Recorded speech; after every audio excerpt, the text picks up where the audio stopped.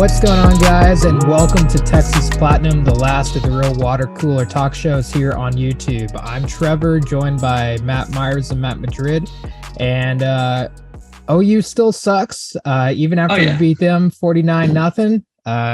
We're going to be recapping that big shutout win over Oklahoma.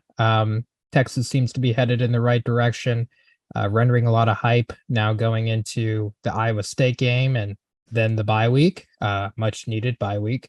So yeah, we'll be recapping Oklahoma and then going into the Iowa State game for this Saturday back home in Austin. So before we get into it though, please like, comment, and subscribe as always, especially if you're new here. Welcome.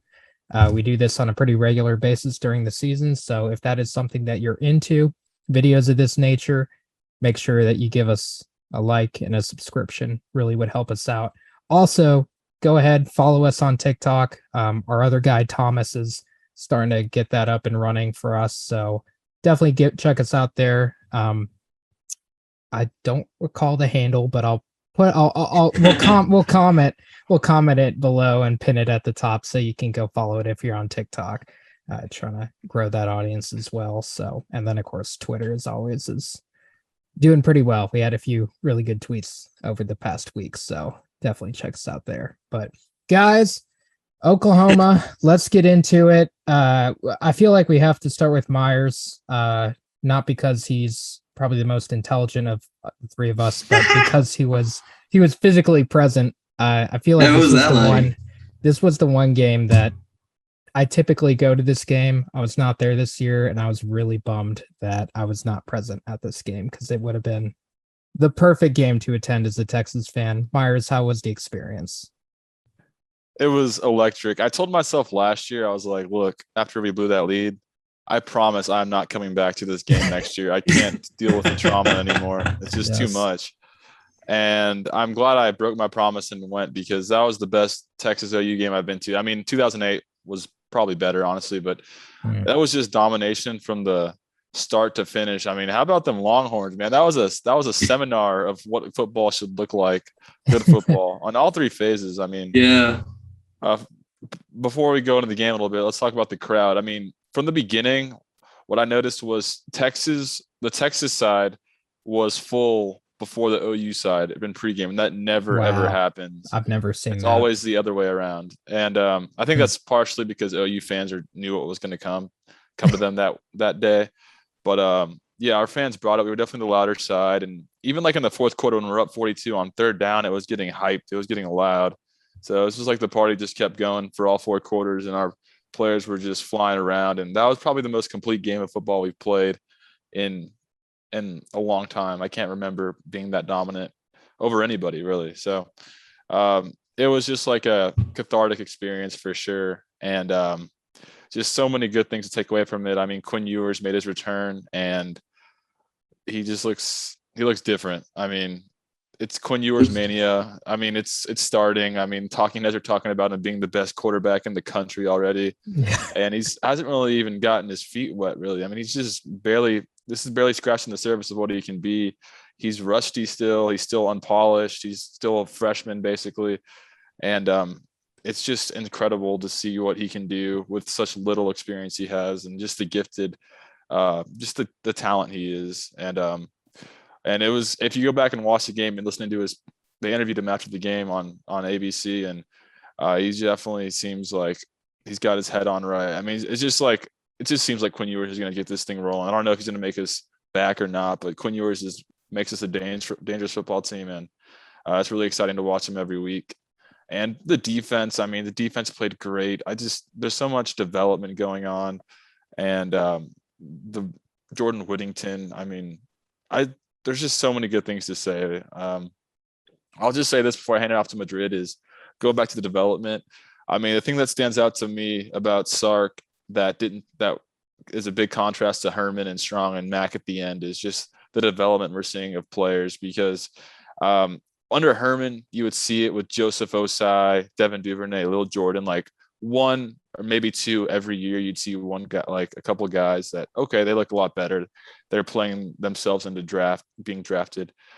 but this is how it should look now. I mean, you just go down the roster and everybody's developing. I mean, Keandre Coburn, Tavondre Sweat, Moro Ojimo, Baron Sorrell, Jalen Ford, Anthony Cook, Deshaun Jameson, Jade Barron. And then you go to offense and it's just Jatavion Sanders, Whittington looks better. The whole O-line looks better. It's just everybody's developing. Everybody's bought into the culture right now.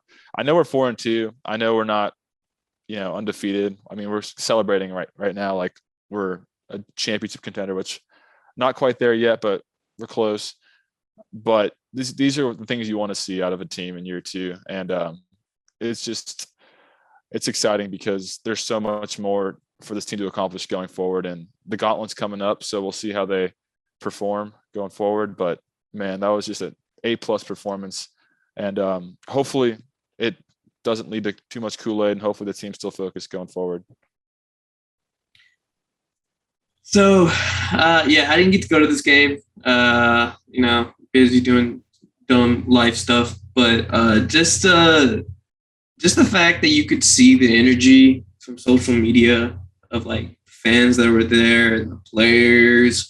And shout out to, I think I say this every year, but shout out to our Texas media team, social media team. They go so hard. They do such a good job with like mini edits and or mini movies they make, or just capturing the atmosphere of it all. So it was really good to see at least going into the game, feel that much that kind of energy.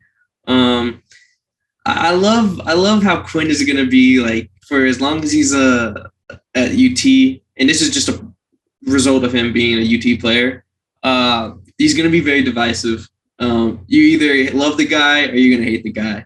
You're either going to. I think it comes down to like 2 camps that are going to form themselves, and it's the camp of like, man, just look at him, like literally just look at him play. He's got that dog in him and everything. And then you got like the real like analytical nerds that would be like, well, actually his feet are actually not set and they're actually just not, the mechanics are actually like very like uneven and not perfect. And it's like, man, I mean, to me, that's grasping at straws, but you can already see those camps forming. But that, to me, that's just a sign of a good player. If you got staunch opinions like that, that's a good player, or at least above average player. Very proud in the leadership that's come out of this team. You can really tell who's like who really is taking the reins on this team. Bijan, Jay Witt, Deshaun Jameson, all those known guys, all those known commodities that we always knew of, but we were always waiting for them to like lead this team. And you could just see it in the energy. And speaking of energy, isn't it beautiful that like you see your quarterback playing confidently and that just kind of spreads throughout the whole team? It is crazy how that position translates to a whole team. It is phenomenal. The influence he has on the rest of them. I mean, for the most part, I really don't have anything that I tried to like find a gripe or something about the game, and I really couldn't. I mean, if there's one thing I wish Quinn didn't throw an interception, but that was fluky in itself. I mean, it's a shutout, man. Like, you can make fun of Texas all you want during our tenure, but we never got shut out, bro. We never got shut out in my lifetime. 0 points, dude. That's insane for a rivalry game like that. And it just goes to show where OU is trending, and it's not good. Simply put, you can't come in. I understood like they're down to that level of quarterback play and that level of injury at multiple positions, but like it's felt woefully unprepared, and I think OU fans are in for a surprise of what's to come. Like I said, the good times end sometime, and the milk might have gone bad right there. So all in all, I'm very happy. I'm ecstatic. And the main thing I actually am kind of happy about is we all celebrated this win, and especially and rightfully so, and especially the players. But I do feel like there was an attitude of like, let's move on, like let's go, like let's get on to Iowa State. I feel like in the past we would have gone caught up on a win like this, a la Notre Dame or something. Like we know OU was bad. We thought Notre Dame was good back then. So like I think we all kind of agree like, okay, that was really good. Now let's like continue that into Iowa State. So I really like that mentality going forward, and I think it's a sign of a maturing team. And I think we're rolling in the right direction. Well said. Thank you. Yeah. I want to start with we said that the game was pretty much flawless. Bart Auburn missed a field goal, and it's so ticky tack. It should have been 50. We should have scored 50, man. We should have put up 50, and I'm a little. I mean, again, beggars can't be choosers, and it's ridiculous that it's even a criticism because the field goal meant literally nothing. We probably should have just went for it. Just because why not? But yeah, missed a field goal, and only because like that would have tied the biggest point differential in the history of Texas Oklahoma, because in 2013 it was 2003 it was 65-13, that awful game back then. At least Texas put up 13 points, but that was a 52 point spread, and it would have gotten to 52. And if Jordan Whittington would have caught that touchdown pass that was wide open from Quinn, which was just slightly overthrown, that would have definitely broke the record too. But again, beggars can't be choosers. But on a day where everything else is flawless, sometimes the teeniest little mistakes like the interception or something like show up. But again, you can't be angry about 49-0. You really couldn't ask for anything more. I gotta say, I rewatched the first half again of the game today, a little bit earlier when I had a little bit of time during the day. And I will say that OU did come ready to play at the beginning of the game. It was just obvious from the start that we just had a better team, which again, we have not been able to say that in my memory, really since maybe the Colt McCoy era. But even then, they were like pretty evenly matched throughout Colt's era, and even be wise. I mean, you probably have to go back to the 90s in which it was like, Texas. And even then, like it's always been really evenly matched. Or, I mean, either that or Oklahoma had clearly a better team. But this game, it OU played ready to go. But they did fold, which is something, again, we've never seen before either. They folded like a lawn chair, definitely come like, I think it was the point where we went up 3 scores. It became clear, like, okay, they're tapping out. Because up to that point, they were hyping everything, and they probably should have scored points. They just got pretty unlucky. I mean, Texas showed up big on some critical 4th down plays. That's really what it came down to, and the fact that they didn't have a quarterback.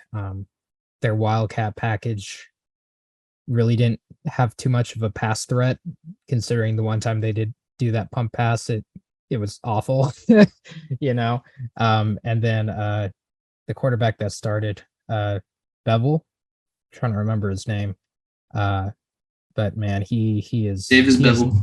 He is not a ready for this level, to put it politely. And he was a 3rd stringer from Pittsburgh, man. Like, he just that's not Red River like not for this game. Not saying that he's a bad player, and maybe he can improve in everything, but clearly he just was not ready.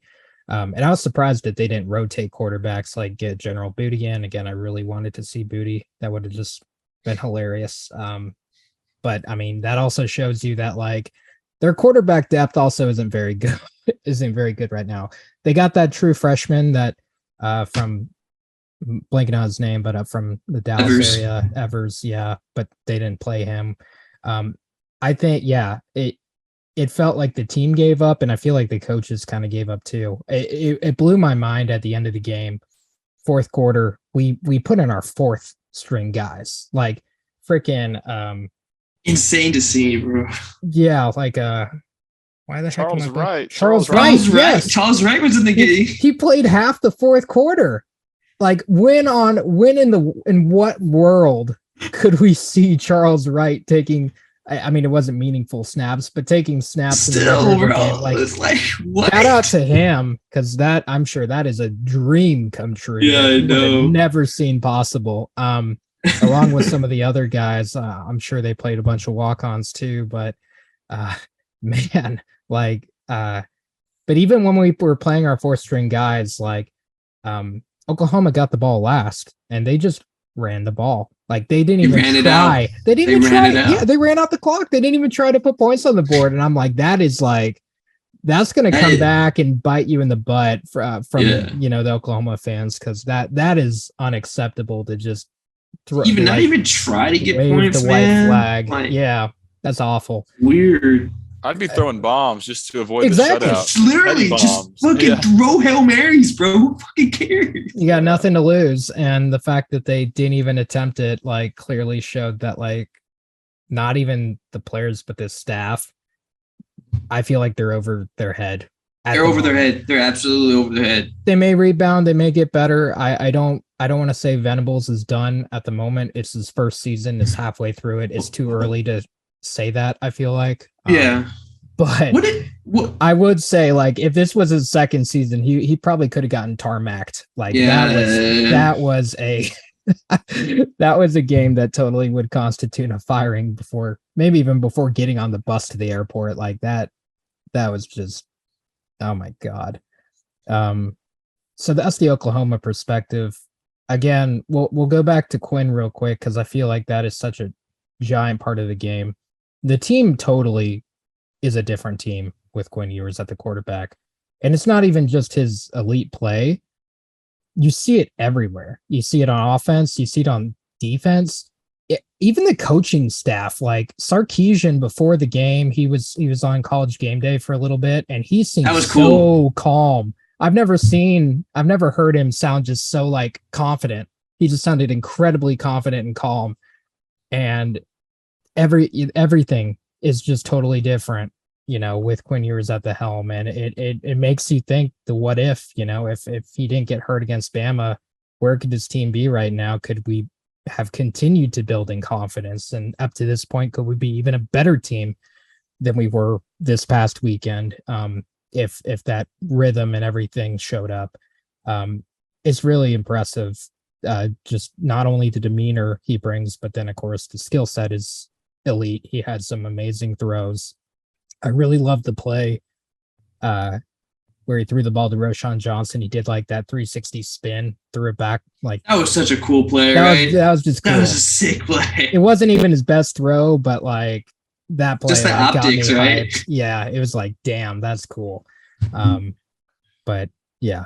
But yeah, I've been talking a while. Let me hand it back to you two real quick. We'll kind of give final OU thoughts before we transition into Iowa State here. But yeah, Quinn and Oklahoma were kind of the big points. Any other thoughts we're missing here that deserve to be highlighted? Everyone had a great game, but I know. No, you're right. I mean, Quinn Ewers makes us such a dangerous team. Like, I don't know if we're good or back or not, but with Quinn Ewers and the way that the team rallies behind him and the way everything just opens up the playbook, like Texas can beat anybody on any Saturday. And we've seen that.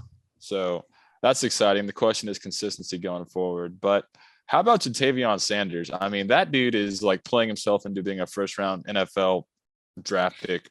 Yeah. I mean, it's crazy because last year he was a non-factor for us and he's a 5-star. So that's rare to see a 5-star like that just kind of not play as a freshman and all of a sudden redshirt, and then he's like a star for us. So he opens up the offense, and Quinn Ewers is his best friend. You can see when Quinn came back that Jatavion's going to get more run because Quinn they have a good connection, and I mean, it's just fun to watch them throw the ball to each other. That one pass, the first touchdown he threw to him was just disgusting. I can't believe he saw that, and it was just perfect. Like, he made a guy that was basically double covered, almost triple covered, look wide open.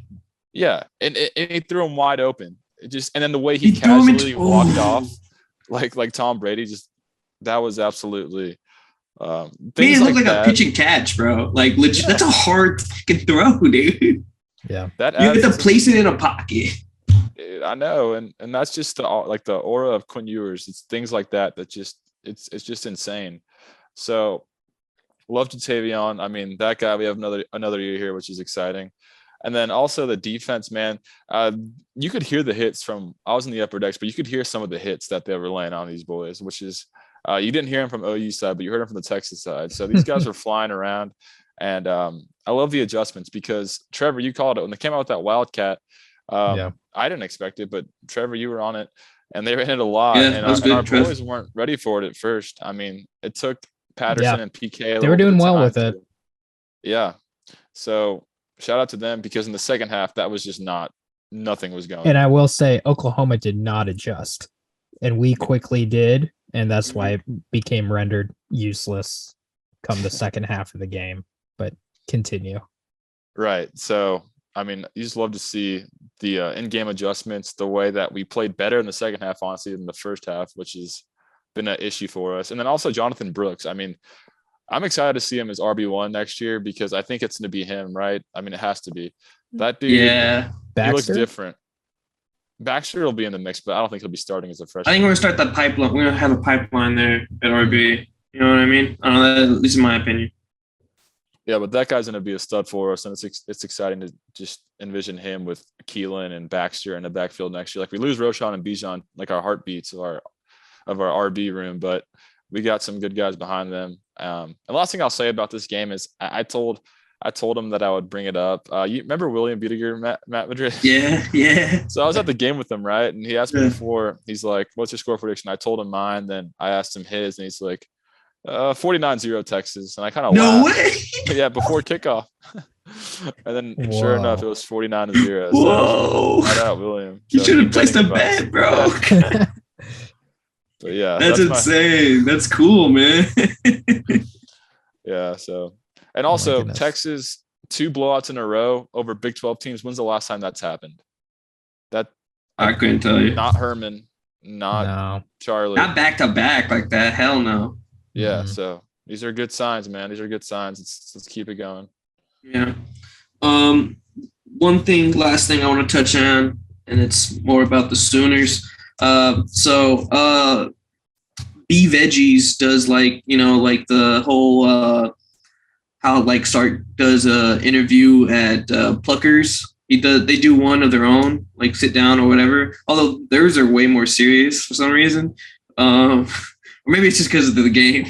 But like they already do it. He already had the like if you don't want to be here, leave speech with the players already. Like that happened already. Like if you don't believe in this program, basically like take off. I'll walk you to the airport type vibe. And I was like, man, I told you. And listen to me. Apathy sets in fast. You gotta nip that in the bud.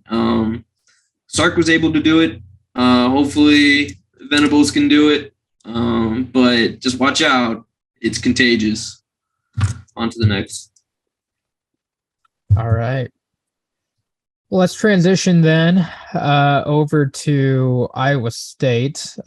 Big game Saturday, 11 a.m. So another morning game, but that is quite all right.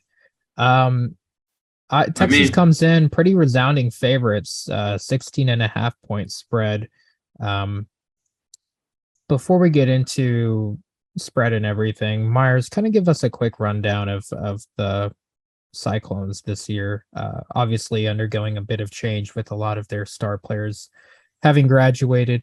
You have a few still around, Xavier Hutchinson, right. Will McDonald, but right. So yeah, I mean, Iowa State, this is not their best year right now, but this was kind of expected, I guess, because last year was supposed to be their year. They're 3-3, 0-3 in Big 12 play. They lost to Baylor, Kansas, and had a disgusting game against Kansas State. I watched some of that, and I mean, they muddied that game up. I mean, they held Adrian Martinez to low numbers, but they lost. So, they have a John Heacock-led defense, which has always given us problems historically with that 3-high safety.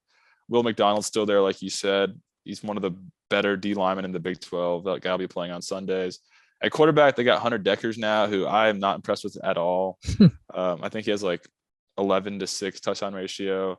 But Xavier Hutchinson is that dude. I mean, that guy would start for us. I honestly believe. Mhm. And he kind of had a sophomore slump last year, but he's looks better than ever this year. That'll be an NFL player for sure. And then at running back, they got Jarrell Brock, who is not Breece Hall. I'll say that. So, yeah, I mean, I don't really think they're that good of a team, but I will say historically, this is the kind of game that Matt Campbell miraculously wins. Like, you start writing him off like, oh, Iowa State's average. Matt Campbell's overrated. They're going to have a 6-6 season. And then boom, they win at Texas off of Texas, they go and win at ranked Texas out of nowhere. So, and also just, I think there's a lot about this game that is intriguing for us, because if you remember last year, I mean, the Bo Davis rant obviously comes to mind, and it was kind of like a draw a line in the sand type moment for this team. Not really like literally, but kind of culturally. It's kind of like the team, like Bo Davis kind of said, y'all are a bunch of losers. We need to change this right now. Get some winners in here. And also the 5-star players versus 5-star culture comments. Yeah. There's a lot of background to Texas versus Iowa State over the last couple of years. There's some beef.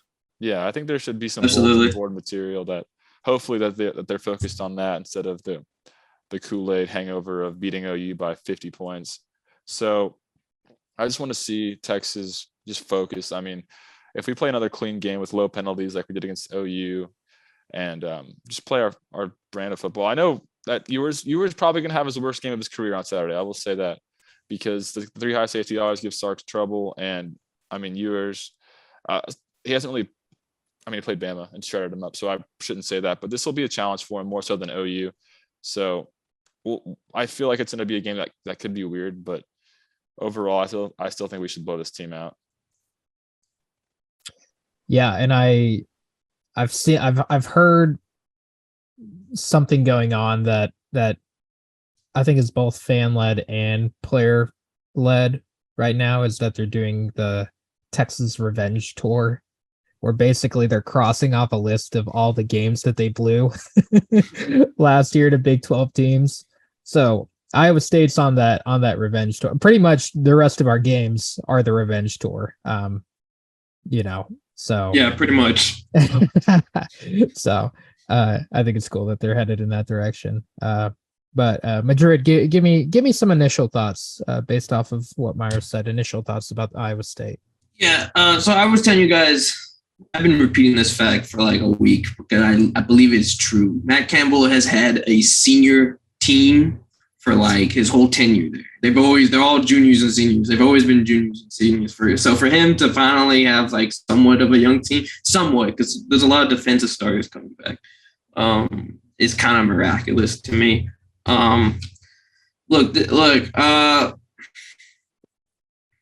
know like we like to throw around trap game a lot, and look, man, we're Texas fans and we're university. Every game's a trap game. I think we should just kind of get used to that. Like every game is the Super Bowl. We've talked on that a bunch. But this team in particular, like it's like a Cold War with them. Like it's not like I don't openly hate the Cyclones. You know what I mean? Like I'm not rooting on their downfall. I mean, I don't like them, but like they're not on like any other annoying level than at Tech or something.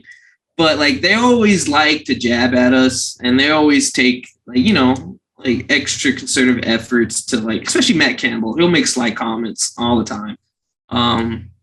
So this is one that I really want at home, especially right before the bye. Just to get everyone's mind right and have a nice 3-game winning streak. Going into we play Oklahoma State after the bye, right? Mm-hmm. Yeah, so like going into a big game that. I think we play them before. We play them too, then get the bye. Then the bye. Oh, then it's the bye. Oh man. Either way, this is one of those games where you like don't overlook it because it makes the next game that much harder if it's doesn't go well. For the most part, this is they're gonna rely on their defense to just muddy the waters on us. And I like what Matt said. Like this might actually be like a Ewers come back down to earth for a second type game. I mean, I don't think he'll poop the bed, but like 250 yards, 4 touchdowns is probably not going to happen. It'd probably be more like maybe 180, 200 in like a touchdown and a pick or something, or one turnover. I respect Iowa State's defense too much to just say like we're going to light them up like that, although I think we have the capability. They're way too prideful for that. So I think the objective, though, is not to fall into like kind of what Kansas State fell into with them. They won, but wasn't it like 10-9 or something? Yeah, like that's the game we need to try to avoid. So those are my initial thoughts. Yeah, Iowa State has, even though they're 3-3, like they're kind of a respectable. I mean, kind of a respectable 3-3. Like all their losses have been by like 1 point for Kansas State, 3 points from Kansas that they definitely should have won that game. Baylor was a pretty close game as well, only lost by a touchdown. So yeah, they play hard, and I feel like they always play pretty hard against us. I'm not too worried about them as a team. But if Texas comes in, it'll be interesting to see. I mean, I feel like we say this every game, but I'm curious to see what our team's MO is coming out of the Oklahoma game, because obviously a lot of celebration. The media is definitely buying into Texas, which is exciting to see as a fan, but also nerve-wracking too. Very scary. It's like I hope our players aren't having their egos boosted too much, because that's for us, not for them. We've seen we've seen that happen in the past, a la Notre Dame, like you mentioned, Madrid, with Charlie Strong. We won that game, and ego got way too inflated for the team that we actually were, and it backfired. So I'm curious to see how our leadership especially handles, which is good. It's good to, hearing about the revenge tour and all that stuff. As silly and funny as that sounds, it's nice to know that the players are looking ahead and taking it one game at a time and having a list rather than just like, oh, we beat Oklahoma. That's all they're thinking about.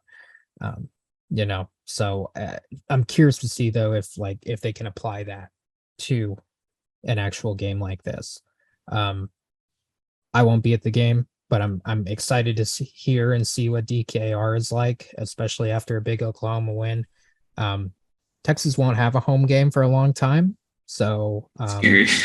Yeah. So feel like they've really got to embrace this game, and fans have to embrace it too. But I guess well, let's go into keys to the game, guys. What do we think are, outside of the obvious, what do we think are some of the biggest things that Texas needs to do in order to like not only just win this game, because I think we all feel pretty confident that it should be a pretty winnable game. Vegas tells you so, but in order to cover the spread, which is pretty steep at 16.5 points. Right. So I think the biggest key is, this sounds kind of funny, but scoring 24 points, because I think 24 points is enough to win the game for you. They're averaging like 23.9 per game. So, yeah. I mean, beat them by one. That's a Tom Herman slogan. As long as we beat them by one. I mean, the point is, like, they're not going to score that much on us. And this leads to another key to the game is you have to force 3 and outs, because this team is, I mean, Xavier Hutchinson is explosive, but they're not, Hunter Decker's not going to be throwing bombs on us all day. Like, that's not going to be happening. So their game plan's going to be keep away, ball control, try to run the Wildcat, maybe stuff like that, where they can, shorten the game, take away, keep the ball out of Quinn Ewers' hands.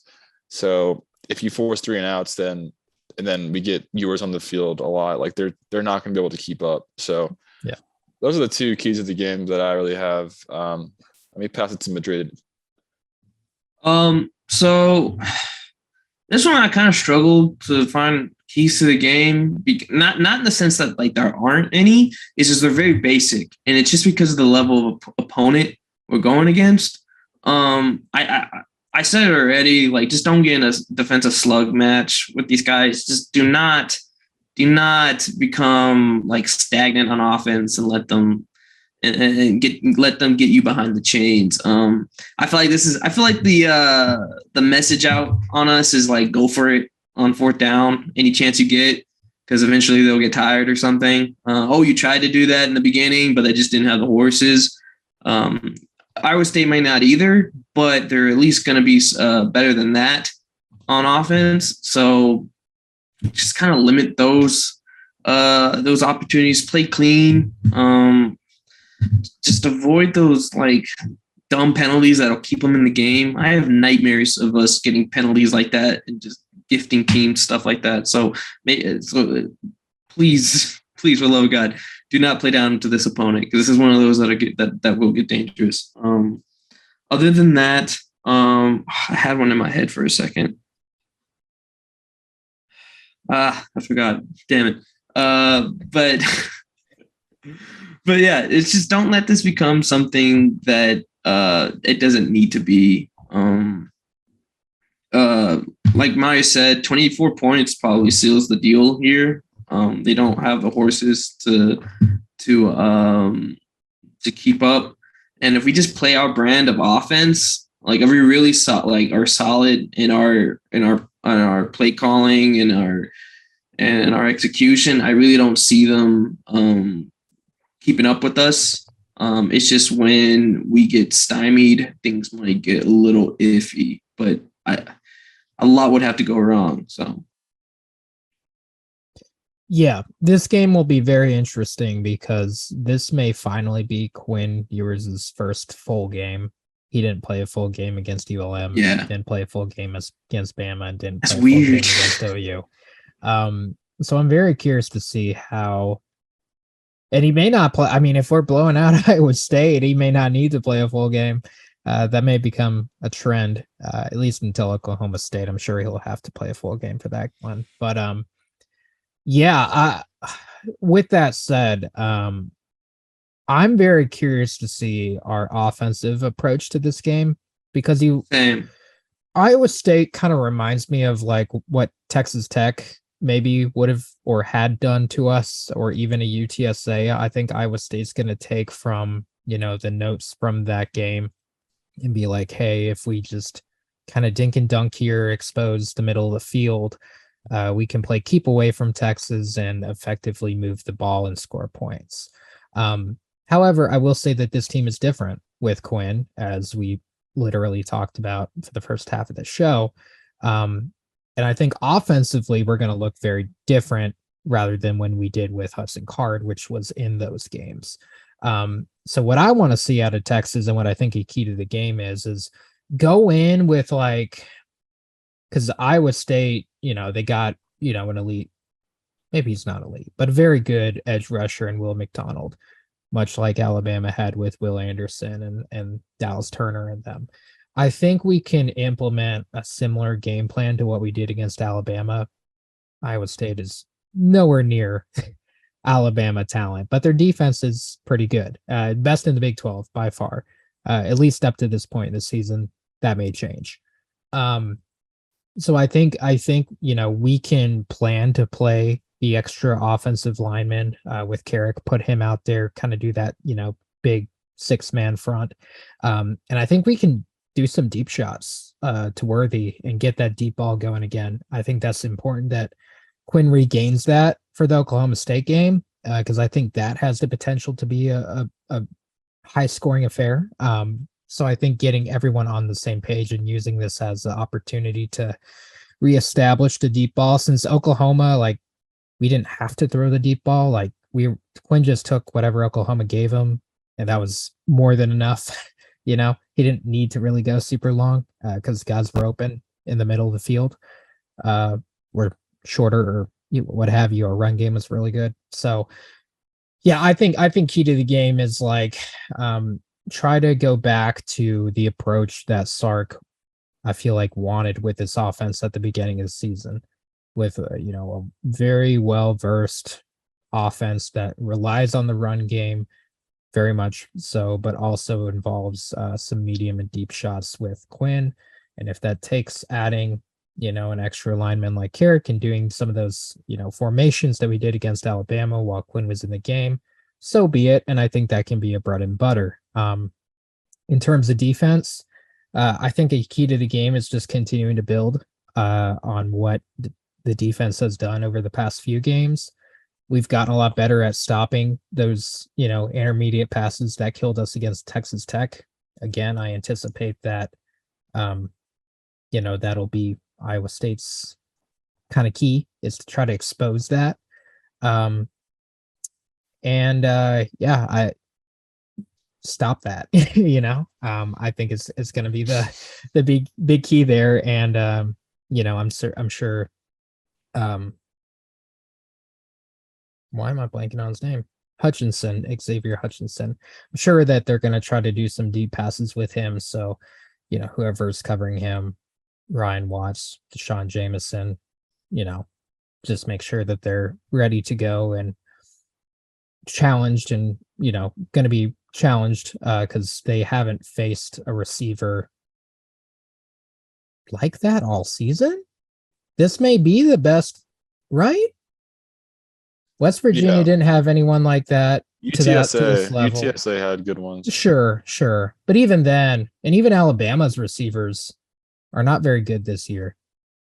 Yeah, I think he's probably the best. Gibbs is great, but yeah, I think this is going to be the most challenging single receiver. Like star receiver. Yes, that we've faced, which again, good warm up for Oklahoma State, but and TCU. But yeah, I mean, and again, those really aren't keys to the game. They're pretty obvious. I think the consensus agreement here is this: the blueprint's pretty obvious for this game. It's just a matter of continue to execute and build on what we've been doing and build on that confidence. As I thought the bye was actually after this game. It's not. I thought it was too, man. That kind of opened my eyes a little bit. Yeah, I thought I had a little rest before the big one. But... I know. So Texas will need to make sure they stay healthy too, but continue to build. Any other thoughts, or should we hop into score predictions? Just win the game. That's the strategy. Just keep the momentum, man. Just keep the same energy. Honestly, win or loss. I just want consistent energy, if that makes sense. Just trying your heart out. Just make it the energy that we always said is I want you to care about it more than me. And just right now, I think they do. And just keep that going. Just keep that going. And I think they will, because it's a home game. And again, this team, I feel like DKR, I've only been out one game thus far this season, but from what I can tell, it's been a good experience. DKR's really been bringing it.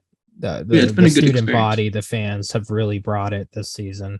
I think I just saw something on Twitter too of our fan attendance has been on average of 100% attendance. So, which is who would have thought you could have a good product on the field and people show up? I don't know why it's so hard for administrations to understand. I don't know.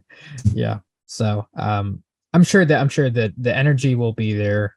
They'll bring it. I'm not too worried about this game, but I mean, again, still a team that hasn't handled success historically very well, at least in recent history. So we'll be very curious to see if we continue to take the right step forward, or if we'll come out a little bit with kind of a post OU hangover per se. So score predictions.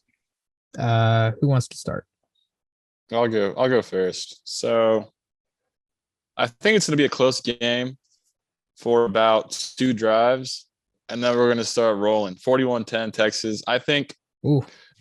I just expect us to keep the momentum going. Quinn Ewers, he might, like I said, this might be his worst game, but I think we'll have other people step up, and he might go off. I mean, that dude's insane. So I don't even know if that's going to happen, but I just don't see Iowa State being able to move the ball much on our defense the way we're playing right now. And I think that they'll put up a fight in the first quarter maybe, but then the dam's going to break. I mean, Jatavion's going to get loose down the middle, and we just have too many weapons. I mean, we have 5 stars playing 5 stars now, and we got 6 of them starting on offense. So Iowa State, I'm sorry, 5-star players are going to beat your 5-star culture this weekend. And I will say that if we win this game big, I mean, the media hype train is so ready to crown us as back. Like Texas is just they want it so bad, dude. They want it more than us right now. Like straight up. Just because of like the clicks you get from Texas being good and just the engagement and the views. So they're trying to pump us up right now. Yeah, especially with Quinn Ewers. It's just like at an all-time high. If we go out and roll this team, clickbait machine. I mean, yeah, if we go out and roll this team, I mean, it's going to be even more loud going into Oklahoma State, where we'll have like probably a top 20 matchup, especially if they beat TCU this weekend. Game day type. Well, that weekend stack, I already checked. I don't think we'll get game day, but yeah, it's going to be like the top 3 game of the weekend for sure. And also if we blow them out, I mean, this team's officially hot. I mean, and when teams get hot, it just kind of like compounds on itself. And then just the belief in the locker room, the culture, just everything just works more smooth. I mean, Madrid and I remember we started off our senior year of high school, like we weren't very good. And then we got hot and then we started rolling teams and it just like builds on itself. So yeah, I think winning 3 in a row in blowout fashion would be just like an absolute massive step for Sark in this program. So Horns 41-10, Iowa State. I'm sorry, you're not winning on Saturday. Iowa State's not winning on Saturday. However, I don't have the score as high as you. I'm trying to be as we've done this, I feel like we've done this 10 years. It's only been like maybe 4, but still, I feel like I kind of temper every prediction because I always think we're gonna win. But I think we win. I just changed it right now, but I might change it again. Give me 31-14. I had it 28-17, and then I changed it 28-14, and then I get back to 31-14. And I think we get to 31 at the end of the game when it's just clear that they can't hold us for that long. But I do think for a large chunk of the game, maybe in the middle, like there'll be some touchdowns in the beginning. But like in the middle of the game, I feel like it's going to be 3-and-out city.